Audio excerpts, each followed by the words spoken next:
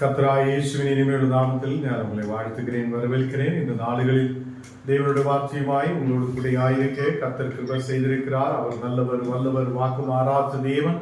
நம்மை ஆசீர்வதித்து தேவன் நம்மை வழி நடத்துவார். இந்த நாடுகளில் கடந்து வந்திருக்கிற உங்களை யாவரையும் இயேசு ஆசீர்வதித்து பலப்படுத்துவார். ஹல்லேலூயா. இந்த ராத்திரி வேளையில் கர்த்தர் நம்மோடு கூட இருந்து நம்மை ஆசீர்வதிக்கிறவராய் நம்மோடு கூட இருக்கிற நல்ல தகப்பனாய் இருக்கிறது. நாம் ஜெபிக்கலாம். தேவனே, பரிசுத்த பிதாவே, இந்த ராத்திரி வேளையிலப்பா உம்மை துதிக்க, உம்முடைய நாமத்தை உயர்த்த, ஆண்டவரே உம்முடைய வசனங்களை தியானிக்க நீர் எங்களுக்கு கிருபை செய்ததுக்காக ஸ்தோத்திரம். நீ நல்லவர், வல்லவர், வாக்குமாறாற்ற தேவன். எங்களை விடுவிக்க உண்மையுள்ளவராய் இருக்கிறதுக்காக ஸ்தோத்திரம். இந்த ராத்திரி வேளையில் உம்முடைய தெய்வீக பிரசனம் எங்களோடு கூட இருந்து வழி நடத்துவதற்காக ஸ்தோத்திரம். தேவனே, இன்றைக்கு கடந்து வந்திருக்கிற எல்லா மக்களும் மேல் உம்முடைய தெய்வீக பிரசனம் ஊற்றப்படுவதற்காக ஸ்தோத்திரம். நீரே பரிசுத்தராய் உண்மை உள்ளவராய் எங்களோடு கூட இருக்கிறதுக்காக ஸ்தோத்திரம். தேவனே, எங்களை முற்றிலும் தாழ்த்தி ஒப்புக் கொடுக்கிறேன். இன்றைக்கு கடந்து வர வேண்டிய மக்களை உம்முடைய கரத்தில் ஒப்புக் கொடுக்கிறேன். தேவனே, ஏற்ற நேரத்தில் கடந்து வர நீர் கிருபை செய்.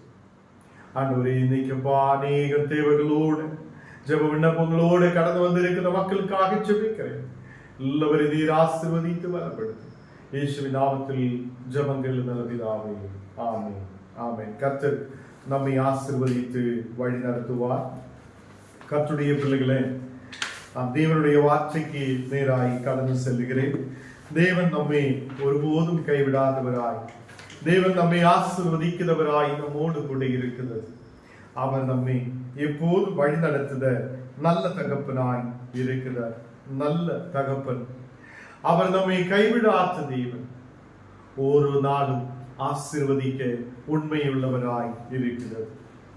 2 தீமோத்தேயு 4 அதிகாரம் അതിന്റെ 4ാമത്തെ വചനം നാം വാസിக்கலாம். 2 தீமோத்தேயு 4 அதிகாரம் അതിന്റെ 4ാമത്തെ വചനം. சத்தியத்துக்கு செவி விலக்கி கட்டுக்கதைகளுக்கு சாய்ந்து போகும் காலம் வரும். சத்தியத்துக்கு செவி விலக்கி கட்டுக்கதைகளுக்கு சாய்ந்து போகும் காலம் வரும்.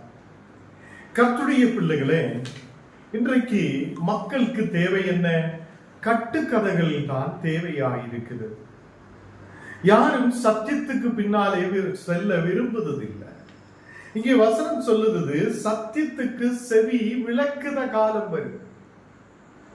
யாருமே சத்தியத்துக்கு செவி கொடுக்க முடியாத காலம் வரும். அவங்களுக்கு பிடிக்கிற விஷயம் என்ன? கட்டுக்கதைகளே பிடிக்கும்.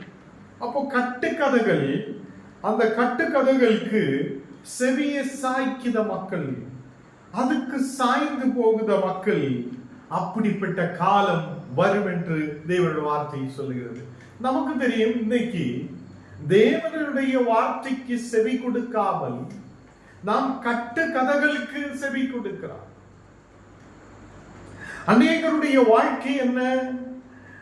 வாழ்க்கையில் யாரோ சொல்லுத கட்டுக்கதைகளை நம்பி நாம் நம்முடைய வாழ்க்கையை முன்னாடி கொண்டு போய் கொண்டிருக்கிறது. கர்த்தருடைய பிள்ளைகளே, கட்டுக்கதைகளுக்கு நாம் இடம் கொடாமல் நாம் தேவனுடைய வசனத்துக்கு செவி கொடுக்கிற மக்களாய் காணப்பட வேண்டும் என்று வசனம் சொல்லுகிறது. அப்போ இன்னைக்கு உள்ள மக்கள், விசுவாசிகள் என்ன, அவங்களுடைய வாழ்க்கையில் என்ன விரும்புவது? அநேகர் கட்டுக்கதைகளை தான் நம்புவது. கதைகள் அவங்களுக்கு நல்லா பிடிக்கும். அப்போ அதுக்கு செவி கொடுத்து சத்தியத்தை தள்ளிவிடுத மக்களாய் அநேகர் காணப்படுகிறது. சத்தியத்துக்கு செவி விலக்கி கொண்டு சத்தியத்துக்கு பின்னாலே செல்ல முடியாதவங்களாய் இந்த உலகத்திலே கதைகளுக்கு நேராய் மக்கள் செவி சாய்க்கிறவங்களாய் இருக்கிறது. நமக்கு தெரியும், இன்றைக்கு மக்கள் 1 மணி நேரம் ஜெபிக்கலாம் என்று சொல்லி உட்கார முடியாத சூழ்நிலை. நமக்கு ஜெபிக்கிறதுக்கான நேரம் நமக்கு பற்றுவதில்லை. அதே நேரத்தில் நமக்கு சீரியல்கள், கதைகள், நமக்கு ரீல்ஸுகள், நமக்கு தேவையான எல்லாவற்றையும் பார்க்க நமக்கு நேரம் இருக்குது. அப்போ நம்முடைய செவி, நம்முடைய கண்கள் எல்லாமே அந்த கட்டுக்கதைகளின் மேல் இருக்குது. சபைகளை எடுத்து பார்த்தாலும் இப்போ தேவனுடைய வசனத்துக்கு நேரம் கொடுக்கிறது இல்லை. எல்லாரும் தங்களுடைய பெருமையை காட்டுத ஒரு இடமாய் மாற்றப்பட்டிருக்கிறது. வசனத்துக்கு நேரம் கொடாமல் அநேகர் என்ன செய்கிறார்? அந்த கெட்டு கதைகளை பேசுகிறார். நான் அங்க போயப்போ, நான் இங்க போனப்போ, நான் அப்படி நின்ற போல், இப்படி நின்ற போல் தான் நம்ம சபைகளில் எல்லாம் பேசி வருகிறது. அந்த வசனத்துக்கு செவி சாய்க்க மக்களுக்கு முடியதில்லை, ஊழியக்காரர்களுக்கு முடியதில்லை. இந்த நாடுகளில் தேவனுடைய வார்த்தை சொல்லுகிறது, நாம் தேவனுடைய வசனத்துக்கு செவி கொடுக்கணும். 2 தீமோத்தேயு 4 அதிகாரம் அது 3 வசனத்தில் சொல்லுகிறார், அவர்கள் ஆரோக்கியமான உபதேசத்தை பொறுக்க மனதில்லாமல் செவி உள்ளவர்களாகி அவர் சுய இச்சைகளற்று போதகர்களே தங்களுக்கு திரளாக சேர்த்து கொண்டு. இங்கே வசனத்தில் என்ன சொல்லுகிறார்? அவங்கள் தேவனுடைய வார்த்தைக்கு நேராய் கடந்து செல்லாமல், தேவனுடைய வார்த்தைகளை கவனிக்காமல், அவர்கள் தங்களுக்கு போதித்த ஊழியக்காரை தெரிந்து கொள்ளுகிறார். எதுக்காக? அவங்கள் கட்டுக்கதைகளை பேசுத ஊழியக்காரை தெரிந்து கொண்டு அவங்களோடு கூட சேர்த்து வைக்கிறது. தங்களுடைய சுய இச்சைகளுக்காக போதகர்களை அவங்கள் தெரிந்து கொண்டு சேர்த்து கொள்ளுகிறது என்று காணப்படுகிறார். கர்த்தருடைய பிள்ளைகளே, தங்கள் சுய இச்சைக்கேற்ற போதகர்களே தங்களுக்கு திரளாக சேர்த்து கொள்ளுகிறார். அப்போ நமக்கு சாதகமாய் பேசுத ஊழியக்காரே நம்மோடு கூட சேர்த்து நிறுத்துது. வசனம் யார் பேசுகிறார் என்று இந்த நாடுகளில் பார்க்கிறது இல்லை. வசனம் உண்மையாய் சத்தியத்தோடு பேசுத மக்களை யாரும் சேர்த்து கொள்ளுவது இல்லை. இந்த காலம் சத்தியத்துக்கு செவி கொடாமல் எல்லாரும் கட்டுக்கதைகளுக்கு செவி சாய்க்கிற காலமாய் காணப்படுகிறது. தேவ பிள்ளைகளே, நாம் நம்முடைய விசுவாசத்தில் நமக்கு சாதகமாக கர்த்தர் ஆசீர்வதிப்பார் என்று சொல்லுற பாஸ்டர்மாரை தேடிதான் அநேகர் போகுது. வசனம் 1 மணி நேரம் பேசுற பாஸ்டர்மார்கிட்ட யாரும் போக மாட்டாங்க. தேவனுடைய வசனத்தை நல்லபடி போதிக்கிற மக்கள் கிட்ட யாரும் போக மாட்டாங்க. இந்த நாடுகளில் மக்கள் தங்களுடைய சுய இச்சைகளுக்கு ஏற்ற போதகர்களே தங்களுக்கு திரளாக சேர்த்துக் கொள்ளுகிற மக்களாகி காணப்படுகிறது. நமக்கு சாதகமாக யார் பேசுதோ, நம்மை புகழ்ந்து பேசுத பாஸ்டர்மார் எத்தனை பேர் இருக்குதோ அவர்களை தான் நாம் சேர்த்து வைக்க பார்க்கும். இந்த நாடுகளில் தேவனுடைய வார்த்தை சொல்லுகிறது, நாம் கட்டுக்கதைகளை விட்டு தேவனுடைய வார்த்தைக்கு நேராய் கடந்து வரட்டும். தேவனுடைய வார்த்தைக்கு செவி கொடுக்கிறதாம், தேவனுடைய வார்த்தையை புரியுததாம், தேவனுடைய பிள்ளைகளாய் அவருக்கு செவி கொடுக்கிறவங்களாய் நாம் காணப்படுவார்கள். இங்க 2வது வசனத்தில் சமயம் வாய்த்தாலும் வாய்க்கிவிட்டாலும் ஜாக்கிரதையாய் திருவசனத்தை பிரசங்கம் பண்ணு. சமயம் வாய்த்தாலும் வாய்க்கிவிட்டாலும் ஜாக்கிரதையாய் திருவசனத்தை பிரசங்கம் பண்ண வேண்டும். தேவனுடைய வார்த்தைகளை நாம் ஜாக்கிரதையாய் கேட்க வேண்டும், இல்லதான் பிரச்சனை வரும். தேவனுடைய ஆலயத்தில் நாம் ஆயிருக்கும் போது ஜாக்கிரதையோடு இருக்க வேண்டும். தேவனுடைய வசனத்தை தியானிக்கும் போது ஜாக்கிரதையோடு இருக்க வேண்டும். நம்முடைய காதுகள் கட்டுக்கதைகளுக்கு நேராய் சாயக்கூடாது. நம்முடைய சரீரம், நம்முடைய காதுகள், நம்முடைய கவனம் முழுவதும் தேவனுடைய வசனத்துக்கு நேராய் இருக்க வேண்டும். கர்த்தருடைய பிள்ளைகளே, இந்த நாளுகளில் திருவசனத்தை நாம் கேட்கிறது, தேவனுடைய வார்த்தைகளை நாம் கேட்கிறது. அது ஜாக்கிரதையாய் கேட்கும், ஜாக்கிரதையாய் பிரசங்கம் பண்ணும். தேவனுடைய வார்த்தை சொல்லுது, எல்லா நீடிய சாந்தத்தோடும் உபதேசத்தோடும் கண்டனம் பண்ணி கடிந்து கொண்டு புத்தி சொல்லு என்றார். ஆண்டவர் தேவனுடைய வார்த்தைகளை பேச அநேகரை கூப்பிடுகிறது. அப்போஸ்தலர்களாக அநேகரை தேவனுடைய போதகர்களாக, டீச்சராக அநேகரை உபதேசம் பண்ண அநேகரை தேவன் தெரிந்து கொள்ளுகிறார். அங்கே தேவன் இயேசு என்ன செய்கிறார்? அநேகருக்கு எப்படி பிரசங்கம் பண்ண வேண்டும் என்றும் எப்படி தேவனுடைய ஆலயத்தை நடத்த வேண்டும் என்றும் அங்கே சொல்லிக் கொடுத்திருக்கிறது. நமக்கு தெரியும், அநேகம் இடத்தில் தேவன் இயேசு அநேகரை தெரிந்து கொண்டிருக்கிறது, சீஷர்களை தெரிந்து கொண்டிருக்கிறார். அநேகரை தேவனுடைய ஊழியத்துக்காக அநேகரை அழைத்து அவங்களை அனுப்பிவிட்டிருக்கிறது. அப்போ இங்க தீமோத்தேயு என்ன சொல்லுகிறார்? நீங்க பிரசங்கம், திருவசனத்தை ஜாக்கிரதையோட பிரசங்கம் பண்ணணும், திருவசனத்தை ஜாக்கிரதையோட கேட்கணும். அதே மாதிரி எல்லா நீடிய சாந்தத்தோடு உபதேசத்தோடு கண்டனம் பண்ணி கடிந்து கொண்டு புத்தி சொல்லு என்றார்கள். கடிந்து கொண்டு புத்தி சொல்லணும். நீ செய்தது தவறுதான், இல்லது நீர் அப்படி போகிறது தவறுதான் என்று கடிந்து கொண்டு பிரசங்கம் பண்ண வேண்டும் என்று தீமோத்தேயு சொல்லுகிறார். கர்த்தருடைய பிள்ளைகளை, இங்கே தேவனுடைய வார்த்தை சொல்லப்படுகிற விஷயம் என்ன? நாம் கடிந்து கொண்டு பிரசங்கம் பண்ணியா இன்னைக்கு யாரும் பிரசங்கம் கேட்க வர மாட்டேன். அது எல்லா போதகர்களுக்கும் தெரியும், எல்லா ஊழியக்காரர்களுக்கும் தெரியும். யாரு கடிந்து கொள்ளதோ அந்த சபை விட்டு அடுத்த சபைக்கு போகும். இப்படி மக்கள் இருக்கிறதுனால இன்றைய தினம் என்ன செய்கிறார்? சத்தியத்துக்கு செவி கொடுக்காமல் மக்கள் கட்டுக்கதைகளுக்கு செவி கொடுத்து முன்னாடி போகிறார். சத்தியமான வசனத்தை கேட்காமல், சத்திய வசனத்தை கேட்க முடியாமல் அவங்க கட்டுக்கதைகள் சொல்ற இடங்களிலேயே திரும்பி போகிறார். இந்த வசனத்தை வைத்து நாம் பேசும்போது சில வார்த்தைகள் நம்ம கவனிக்க வேண்டி வரும். நம்முடைய வில்லேஜில், கிராமத்தில் நாம் ஆயிருக்கிற வீடுகளுக்குள்ள நாம் அநேக வார்த்தைகளை பேசி பேசி மணிக்கணக்கில் ஆகி பேசுகிறோம். 1 மணி நேரம் வேணாலும் உட்கார்ந்து 1 மணி நேரம் 2 மணி நேரம் நாம் சில வார்த்தைகளை பேசி பேசி பேசி சண்டை போட்டு வீட்டுக்குள்ள நாம் ஆயிருக்கும். இல்ல கிராமத்தில் நாம் அநேகரோடு பேசிக் கொண்டிருக்கோம். இதே நேரத்தில் சத்திய வார்த்தையை கேட்க நமக்கு 1 மணி நேரம் உட்கார முடியுமா? அப்பதான் நமக்கு வலி வரும், தூக்கம் வரும், பிரச்சனை வரும். ஐயோ, எனக்கு வேற வேலை இருக்குது, நான் அங்க போனோம் இங்க போனோம், கேஸ் எடுக்கணும், கேஸ் ஆஃப் பண்ணணும், நான் சூடு தண்ணி போடணும், குளிக்கணும், இந்த மாதிரி சில சாக்கு போக்குகள் சொல்லி ஓடிக்கொண்டிருக்கிறவா.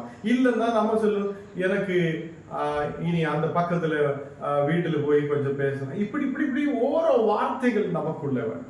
கர்த்தருடைய பிள்ளைகளே, தேவனுக்கு முன்பாக உட்கார நமக்கு முடியாது வருகிற. ஏனென்றால் நாம் சத்தியத்துக்கு செவி கொடுக்கிறவர் அல்ல. சத்தியத்துக்கு செவி கொடுக்கிற மக்கள் தேவனுடைய வசனத்துக்கு செவி கொடுப்பார். அது ஊழியக்காரர்கள் நீடிய சாந்தத்தோடு உபதேசத்தோடு கண்டனம் பண்ணி கடிந்து கொண்டு புத்தி சொல்லும் போது நாம் அதை ஏற்றுக்கொள்ளுத மக்களாயிருக்கும். எனக்கு நல்லதுக்காக அந்த ஊழியக்கார் பேசி இருக்கிறது, எனக்கு நல்லதுக்காக அந்த வசனம் பேசி இருக்கிறது என்று ஏற்றுக்கொள்ளுத மக்களாகி காணப்படும். கர்த்தருடைய பிள்ளைகளே, 2 தீமோத்தேயு 4வது அதிகாரம் அந்த 1வது வசனம் வாசிக்கும் போது, நான் தேவனுக்கு முன்பாகவும் உயிரோடு இருக்கிறவர்களையும் மரித்தவர்களையும் நியாயம் தீர்க்க போகிற கர்த்தராகிய இயேசு கிறிஸ்துவுக்கு முன்பாகவும் அவருடைய பிரசன்னமாகுதலையும் அவருடைய ராஜ்யத்தையும் சாட்சியாய் வைத்து கட்டளை இருக்கிறது. இங்கே ஊழியக்காரர்கள், கர்த்தருடைய விசுவாசிகள் எல்லாரும் தேவனுக்கு முன்பாக நியாய தீர்ப்புக்கு முன்பாக நிற்க வேண்டி வரும் என்று தேவனுடைய வார்த்தை சொல்லுகிறது. நியாயம் தீர்க்க போகிறது யாரு? இயேசு கிறிஸ்து. அந்த நியாயம் தீர்க்கிற கிறிஸ்துவுக்கு முன்பாக அவருடைய பிரசன்னமாகுதலையும் அவருடைய ராஜ்யத்தையும் சாட்சியாகி வைத்து என்று இங்கே அப்போஸ்தலர் சொல்லப்படுகிறது. கர்த்தருடைய பிள்ளைகளே, நான் தேவனுக்கு முன்பாகவும் உயிரோடு இருக்கிறவர்களையும் மரித்தோர்களையும் நியாயம் தீர்க்க போகுது. அப்போ உயிரோடு இருக்கிற நம்மையும் மரித்தவர்களையும் நியாயம் தீர்க்க போகுத ஒரு இயேசு உண்டு. அல்லேலூயா. எத்தனை பேர் நம்புகிறார்? இந்த ராத்திரி வேளையில் நம்மை நியாயம் தீர்க்குதா ஒரு தேவன் உண்டு. அது நாம் நம்புகிறது. அப்போ இங்கே சொல்லப்படுகிறது, அந்த கிறிஸ்துவுக்கு முன்பாகவும் அவருடைய பிரசன்னமாகுதலுக்கு அவருடைய ராஜ்யத்தையும் சாட்சியாய் வைத்து கட்டளையிடுகிறது தான்.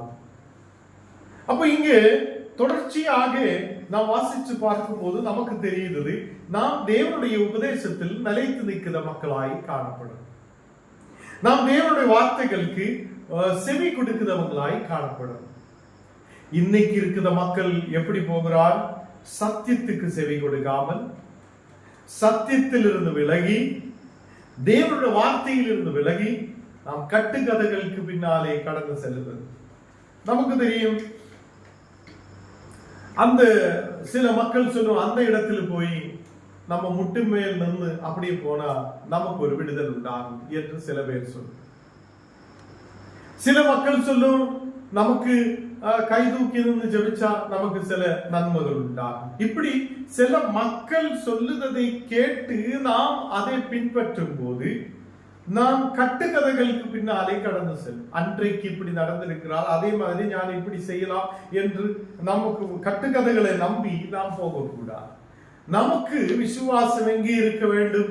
தேவனுடைய வார்த்தை நமக்கு நம்பிக்கை இருக்க வேண்டும். ஏனென்றால் தேவனுடைய வார்த்தை எனக்கும் உங்களுக்குமாக கொடுக்கப்பட்டிருக்கிறது. தேவனுடைய வார்த்தை எனக்கும் உங்களுக்குமாக தேவன் கொடுத்திருக்கிறது.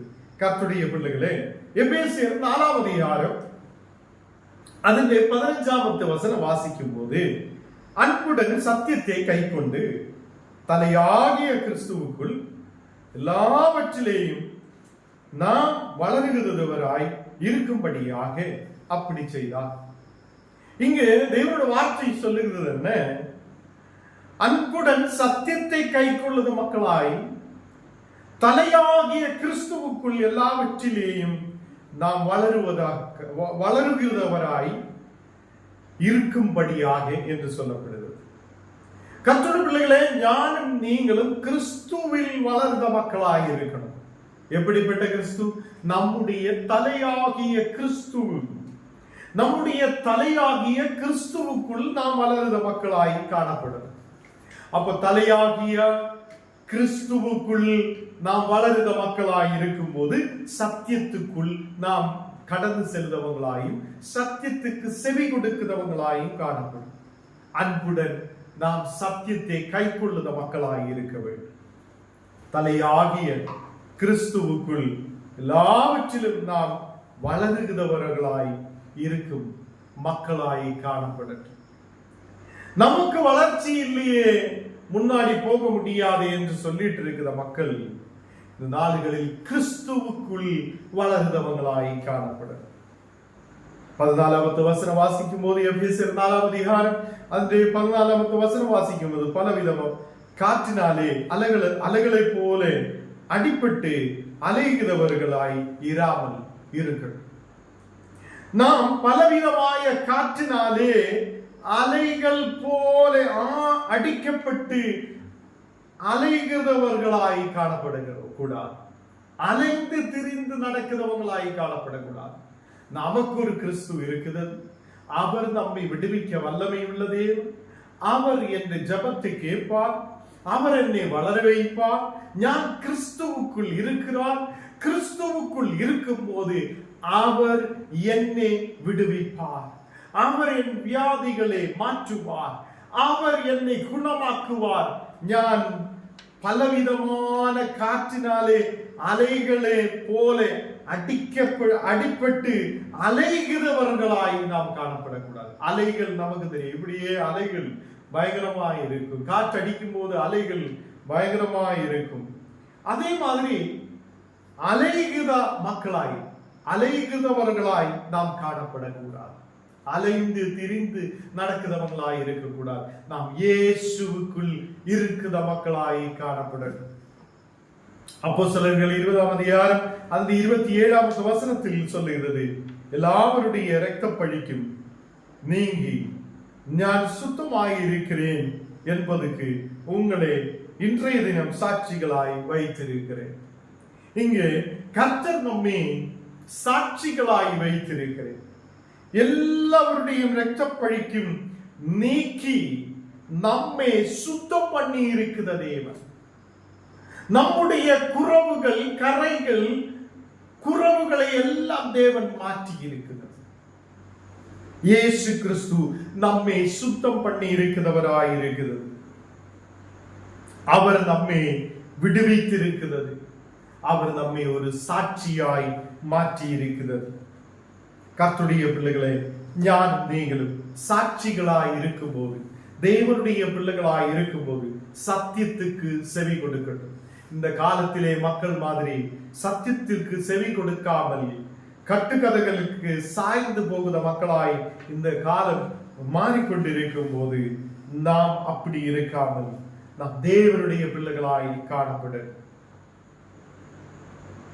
கடைசியாக 2 தீமோத்தேயு 4ஆம் அதிகாரம் அதிலே 5ஆம் வசனம் நாம் வாசிக்கலாம். 2 தீமோத்தேயு 4ஆம் அதிகாரம் அதிலே 5ஆம் வசனம், நீயோ எல்லாவற்றிலும் மன தெளிவுள்ளவராய் இரு. நீங்களும் எல்லாவற்றிலும் மன தெளிவுள்ளவராய் நாம் காணப்பட. நம்முடைய மனசு தெளிவுள்ளதாய் இருக்கட்டும். இங்கு தேவனுடைய வார்த்தை சொல்லுகிறது, நீ தீங்கு அனுபவி, சுவிசேஷத்தினுடைய வேலையை செய், சுவிசேஷகனுடைய வேலையை நீ செய், உன் ஊழியத்தை நிறைவேற்று என்று தேவனுடைய வார்த்தை சொல்லுகிறது. கர்த்தருடைய பிள்ளைகளே, ஏதோ ஊழியக்காரர்களுக்கு மாத்திரமல்ல ஊழியம் இருக்குது. இந்த வசனம் கேட்குத உங்களுக்கும், இந்த வசனம் சொல்லுது எனக்கும், இந்த வசனம் கேட்குது யாரெல்லாம் கேட்குதோ அந்த மக்களுக்கும் ஒரு ஊழியம் தேவன் தந்திருக்கிறது. எல்லாருக்கும் முழு நேர ஊழியக்காராய் இருக்க முடியாது. தேவனுடைய வார்த்தையை சுமக்குதவங்களாய் சில பேர் காணப்படும். தேவனுடைய வார்த்தைக்கு நேராய் முழு நேரமும் ஜபத்தோடு ஆயிருக்கிற மக்கள் சில பேர் இருக்கிறது. நிறைய பேர் எந்த வேலையும் செய்யாமல் கர்த்தருக்காக என்று சொல்லி முழு நேர ஊழியக்காராய் காணப்படுகிறது. அதே நேரத்தில் சில பேர் தேவன் கூப்பிட்டு சில சின்ன சின்ன ஊழியங்களில் அவங்களை வைக்கிற மக்களும் இருக்கிறது. அதே மாதிரி கர்த்தர் என்னை உங்களையும் ஒரு சாட்சியாய் மாற்றி இருக்குது. நீங்க போகிற இடத்தில் எல்லாம் இயேசுவே அவங்கள் பார்க்கப்பட. இந்த வசனம் கேட்கிற கர்த்தருடைய பிள்ளைகளே, உங்களை பார்க்கிற மக்கள் உங்களிலூட இயேசுவை ருசித்து பார்க்கட்டும். அதனாலே உங்களுடைய மனசு தெளிவுள்ளதாய் இருக்கட்டும். நாம் எல்லாவற்றிலும் தெளிவுள்ள மக்களாய் காணப்பட. இங்கே ஊழியக்காரோடு சொல்லுறது தீங்கு அனுபவிக்கட்டும். எல்லா ஊழியக்காரும் பயங்கரமான ஹாப்பியா ஜாலியா இருக்கிறது இல்லை. அவங்க தீங்கு அனுபவித்து தேவனுக்காக நீக்கிற மக்கள் உண்டு. அநேகர் கஷ்டத்தை அனுபவித்து தேவனுடைய ஊழியங்களை செய்த மக்கள் உண்டு. சுவிசேஷகருடைய வேலையை செய்த மக்கள் உண்டு. நடந்து அநேக கிராமங்கள் பட்டணங்கள் போய் தேவனுடைய வார்த்தைகள் சொல்லுத ஊழியக்காரன். நம்முடைய நோக்கம் நமக்கு தேவன் கொடுத்த ஊழியத்தை நிறைவேற்றுவது தான். கர்த்தருடைய வார்த்தை சொல்லி இருக்கிறது, நீ உலகத்துடைய கடைசி வரையில் கடந்து சென்று தேவனுடைய வார்த்தையை சொல்லு. இன்றைக்கு இன்டர்நெட்டிலூட இன்றைக்கு அநேக கிராமங்கள் பட்டணங்கள் தேசங்களில் இந்த வார்த்தையை கொண்டு செல்ல தேவன் கிருபை செய்தது. கர்த்தருடைய பிள்ளைகளே, நாம் கொஞ்சம் பேராய் இருந்தால் தேவன் நம்மை அநேக மக்களுக்கு முன்பாக ஒரு சாட்சியாய் நிறுத்தி இருக்கிறது. கர்த்தருடைய பிள்ளைகளே, நீங்க சத்தியத்திலிருந்து செவி விலக்கி கொள்ளுதவங்களாய் காணப்படக்கூடாது. சத்தியத்திலே செவிகளே அதே சத்தியத்தை கேட்டு சத்தியத்துக்கு நம்முடைய செவியை துறக்கப்பட்டு தேவனுடைய வார்த்தைகளை கேட்கிற மக்களாய் நாம் காணப்படட்டும். இன்றையிலிருந்து கட்டுக்கதைகளை நாம் விட்டுவிடட்டும். கட்டுக்கதைகளை சார்ந்து இருக்கிற அந்த பழக்கத்தை நாம் விட்டுவிடட்டும். தேவன் நம்மை வளர வைக்கிறவராய் இருக்குது. கிறிஸ்துவுக்குள் நாம் இருக்கட்டும். கிறிஸ்துவுக்குள் நம்மை வளர வைக்கிற ஒரு உண்மையான கர்த்தர் நமக்கு இருக்கிறது. நாம் ஜெபிக்கலாம். எல்லாரும் கண்ணுகளை மூடி நாம் தேவனுக்கு முன்பாக நம்மை ஒப்பு கொடுத்து நாம் ஜெபிக்கலாம். ஆண்டவர் பெரிய காரியத்தை செய்தவர். அவர் நம்மை அபிஷேகத்தால் நிரப்புதவர். எனக்குள்ளே ஜீவ ஊற்று, அது வற்றாது ஒரு நாளும். எனக்குள்ளே ஜீவ ஊற்று, அது வற்றாது ஒரு நாளும். என் பாத்திரம் நிரம்பி நிரம்பி வழிகின்றது, வழிந்து ஓடுகின்றது. என் பாத்திரம் நிரம்பி நிரம்பி வழிகின்றது, வழிந்து ஓடுகின்றது. எனக்குள்ளே ஜீவ ஊற்று, அது வற்றாது ஒரு நாளும். எனக்குள்ளே ஜீவ ஊற்று, அது வற்றாது ஒரு நாளும். ஹல்லேலூயா. தேவனே, பரிசுத்த பிதாவே, நீங்க உம்முடைய வசனங்களை தியானிக்க நீர் எங்களுக்கு கிருபை செய்ததுக்காக ஸ்தோத்திரம். தேவனே, நாங்கள் உம்முடைய சாட்சியாய் நிற்க விசுவாசிகளாயிருக்கிற நாங்களும், ஊழியக்காராயிருக்கிற எல்லா மக்களும் தேவனுடைய சாட்சியாய் நிற்க இன்றைக்கு வசனம் நம்மோடு பேசி இருக்கிறதுக்காக ஸ்தோத்திரம். வீணான கட்டுக்கதைகளுக்கு பின்னாலே செல்லுத மக்களாய் அல்ல, உண்மையான வேத வசனத்துக்கு நேராய் கடந்து செல்லுத, வசனங்களை கேட்குத, சத்தியத்தை கேட்குத மக்களாய் நாம் காணப்பட தேவனை நீர் கிருபை செய்யும். இந்த நாளில் அநேக கதைகளுக்கு பின்னாலே செய்த காலம் செல்லுகிற காலம் இருக்கிறார் என்று தேவனுடைய வார்த்தை சொல்லப்படும் போது, ஆண்டவரே, அநேக மக்கள் நீ விடுதலுக்குள்ளே கொண்டு வருவதற்காக ஸ்தோத்திரம். உம்முடைய பரிசுத்த ஆவியால் நிரப்பும் தேவனே. இன்றைக்கப்பா ஒவ்வொரு குடும்பங்களுக்காக விசேஷமாய் ஜெபிக்கிறேன். எல்லா குடும்பங்களிலும் தெய்வீக சமாதானம் இறங்கி வரட்டும் தேவனே. நீர் ஒவ்வொரு குடும்பங்களை ஆசீர்வதியும். அநேக மக்கள் சமாதானம் இல்லாத கண்ணீரோட பாரத்தோட ஆயிருக்கும் போது ஒரு விடுதலை கொண்டு நிரப்பி நீர் ஆசீர்வதிக்க உண்மையுள்ள தேவன் என்று நாங்கள் நம்புகிறேன். இந்த ராத்திரி வேளையில் ஒவ்வொரு குடும்பங்களை நீர் ஆசீர்வதி, பலவீனதைகளை மாற்றும், எல்லா சாத்தாண்ட கிரியைகள், எதிர் சக்திகள் பூர்வமாய் எரிக்கப்பட நீர் கிருபை செய்யும். ஆண்டவரே, இந்த நாடுகளில் அப்பா அநேக மக்கள் இந்த ஊழியங்களில் கடந்து வர முடியாது. ஆண்டவரே, இந்த மீட்டிங்குகளில் கடந்து வர முடியாது அநேக மக்கள் காணப்படும் போது அவங்களுக்கு வழிகளை திறந்து விடும் தேவனே. அவங்களை ஆசீர்வதியும். இந்த மீட்டிங்கில் கடந்து வர ஏற்ற நேரத்தில் நீர் கொடுக்கிறதுக்காக ஸ்தோத்திரம். வந்த எல்லா மக்களையும் நீர் ஆசீர்வதியும். உங்களுடைய குடும்பங்களில் எல்லா தேவைகள் சந்திக்கப்படுவதற்காக ஸ்தோத்திரம். நாடுகளில் வியாதிகள் இயேசுவின் நாமத்தில் குணமடையப்படட்டும். கண்ணீரான சூழ்நிலைகள் இயேசுவின் நாமத்தில் விட்டு மாறட்டும். எல்லா பலவீனங்கள் இயேசுவின் நாமத்தில் விட்டு மாறுவதற்காக ஸ்தோத்திரம். எங்களை முற்றிலும் தாழ்த்துகிறேன், அர்ப்பணிக்கிறேன்.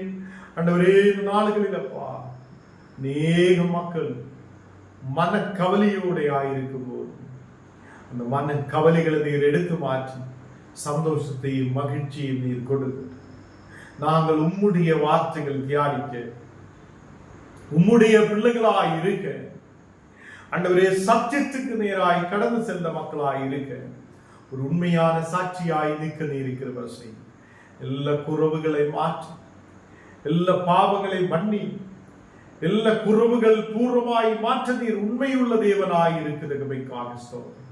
இன்னைக்கு பேஸ்புக்கிலூட யூடியூபிலூட இந்த வசனங்கள் கேட்கிற ஒவ்வொரு மக்களையும் உடைய கரத்தில் ஒப்புக் கொடுக்கிறேன். எல்லா தின மக்களை நீர் ஆசீர்வதித்து பலப்படுத்து தேவனே. உம்முடைய தெய்வீக பிரசனம் மக்களுடைய குடும்பங்களில் உண்டாக்குவதற்காக ஸ்தோத்திரம்.